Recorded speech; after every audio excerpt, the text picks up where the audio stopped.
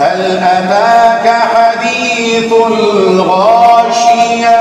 وجوه يومئذ خاشعة عاملة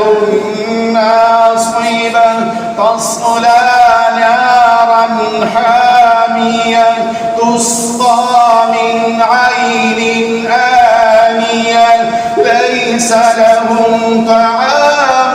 إلا من ضريع لا يسمن ولا يغني من جوع وجوه يومئذ